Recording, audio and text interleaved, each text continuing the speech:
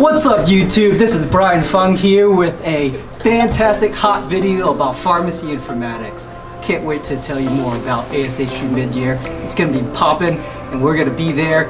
Make sure to look for me. I'll be at the volunteer booth. Don't worry, I'm going to show you around. We'll talk about some things like the residency showcase, networking, and receptions.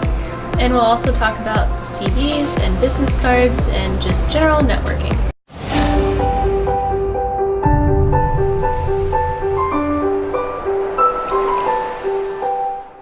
My name is Dennis Lim. I'm a medication management informaticist here. My name is Diana Schreier. I'm a PGY2 pharmacy informatics resident. My name is Katy Shaver. I'm a medication knowledge management pharmacist. Okay, let's move on to preparation. What are some key things? You don't have to go overboard here, but what are some key things that you absolutely should prepare for prior to mid-year?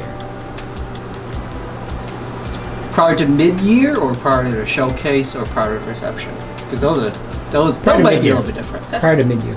Prior to mid-year. Definitely, if you're attending as a pharmacist, like a PGY1, definitely get your CEs in. I don't know. It seems like a good place to get your CEs in. As a third or fourth year student. Who can't get CEs? Who can't get CEs? Then CEs don't matter to you. Well, do your research on the programs that you want to hit. I would say is the most important thing. Get your CV reviewed. The ASHP CV review has already happened for this year, but it doesn't mean you can't ask a preceptor or a colleague to look at your CV. And the more people that look at it, the better. Everyone has their own opinion on your CVs. Think of your questions that you're going to ask. Prepare for questions that might be asked of you. I don't know. I think there's a couple of things that at least at the school that I went to they encourage. So the first thing would be to get a pad folio, because when you're walking around with a bright orange folder and everyone else has a pad folio, it just doesn't feel comfortable. I don't think every program's going to judge you for your orange folder, but I think personally if I showed up with an orange folder in a sea of pad folios, I wouldn't be my best that day because I would just feel different. I've heard a lot about printing on like cardstock paper your CV. I'm personally kind of plus or minus about that, but if I'm giving out my CV, I want it to be on cardstock, so I guess I'm just following the trend and giving into peer pressure, but yeah. That's what I've heard, so that's what I tend to do is before you go to mid-year, print out your CV a couple of times. I don't know how many people tend to print out before they leave. I didn't bring any CVs at all. I brought business cards. I don't know, if the programs are going to see so many people, I don't know how much time they would have to review a CV at that point. I think the CV is meant for PPS and for the application process and interview process. Yeah. If they want a CV, then I would email it to them. I would have it ready to email. I think I was only asked for a CV once ever at the residency showcase, and then at PPS. They usually actually have them printed off, but you don't want to show up empty-handed because then it looks like you're not prepared. So it's really, I feel like printing off your CVs is more of a way to show that you're prepared more than it is for you to give out your CVs. So don't print out an excessive amount because you're going to go home with a similarly excessive amount of CVs, and then you're probably going to do something next month so that it's updated and you can't use them anywhere else. Yeah.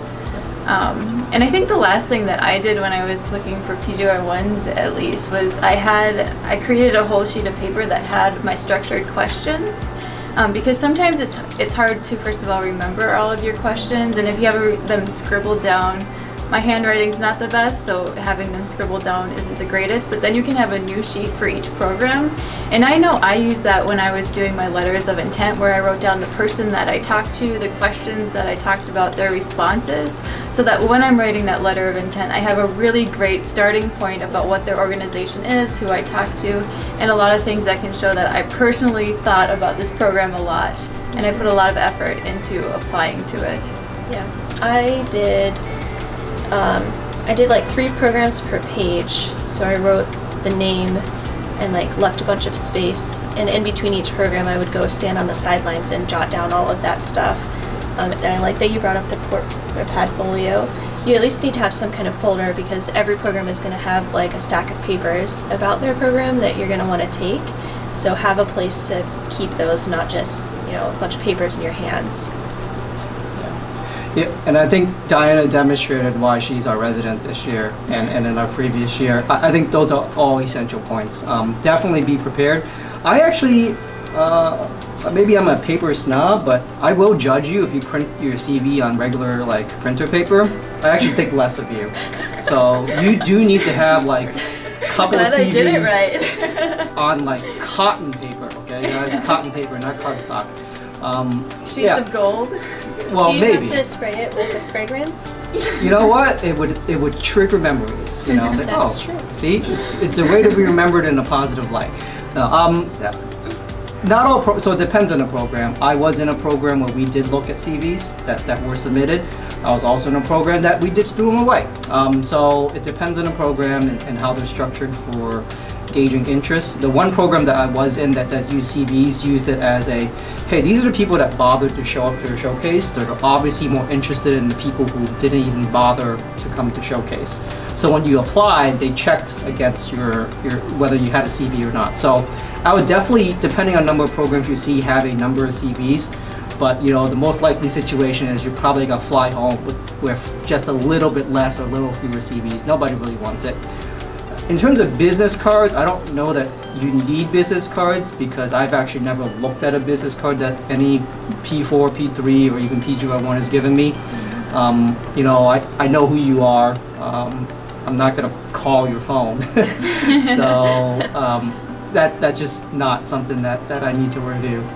In terms of how you prepare for it, they all mentioned great points. I would just add on top of that to say, ask as specific questions as you can based on your research of the program. That makes you look like you're more interested. So if you can ask specifically about maybe a research study that maybe this particular preceptor you're talking to has done. Maybe if you can follow up on it with, other data points that you can study. I think that it leaves a more impressive result. Camera died. Oh. I'm cutting that out. He's not gonna stop.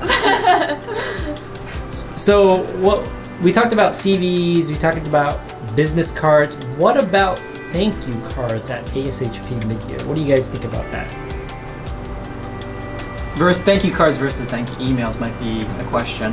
I prefer the card, although I'll be honest, depending on your organization, a card might take a long time to arrive and potentially after interviews are handed out. So hit and miss, I would say both. Yeah, I would say 1-2 punch because emails will for sure get there, but cards have higher value. Everyone likes getting a card. Yes. That's true. And some PGY1 classes will have competitions to see who has the most thank you cards written to them. That's definitely also true. Yeah. So how you can get yourself spotlighted in a good light, send a physical card on good cardstock. I might add. It has to be a good card too. Yes. So Have you ever heard of a program taking it against you if you don't send a thank you card? I think usually the time that it takes a card to get there, most people don't know if they sent a card and it just hasn't gotten there yet versus they didn't send a card. Yeah. So I don't think that most programs would, but I guess I don't know about all programs. I'd say that it definitely puts you in a nice light, although avoid sparkles because nobody likes sparkles all over their desk. Don't send them a glitter bomb. That's not a thank you. the strategy for that is make sure that you have a plan for writing cards on airplane back. So that's like a good solid for most people, like 3 hours of pure writing.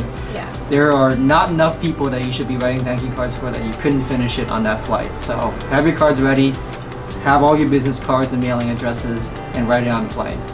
Have it sent the minute you land, and it will arrive, hopefully, depending on the organization, ahead of them selecting you for interviews. Yeah. And I'd say that short and sentimental is better than long and the same thing sent to everybody. So if you can find a sentence or two that describes your conversation and say thank you, then I would do that instead of writing a paragraph for each one that says the same thing on everyone's card and is generic. Yeah, I would say that, especially if you're sending it to like two PGY1s in the same program, don't say the same thing in both cards. Get creative. I've actually compared cards against other people in my residency, so that is a true statement that if you're writing a generic card, don't even bother at that point. No, it's still better than no card. I don't know. If you're writing a generic card, I don't know that you should. It adds to the counts, Dennis. Okay. If you want to add to the count, write your generic card. But literally, it's like 3-4 sentences about what you talked about. And thank you. That's it. All right. Well, we'll kind of wrap up the video there. If you guys have more questions, definitely reach out to these guys out here. And actually, if you're going to be at ASHP Midyear this year, you'll actually find Dennis lurking around, along with Diana. Yeah, and since Brian eventually cut off my topic, you can feel free to ask me more questions about what I was saying earlier before he cut me from the video. Yes, feel free to ask me questions as well. You can email me. I don't think I'll be at midyear, but you can email me. All right, that's a wrap. Thanks, guys. Whoosh!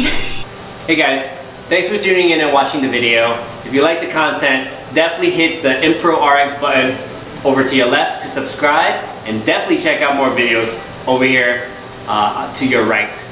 Now, as always, if you have questions, comments, and even better, suggestions for future videos, definitely let me know in the comments below.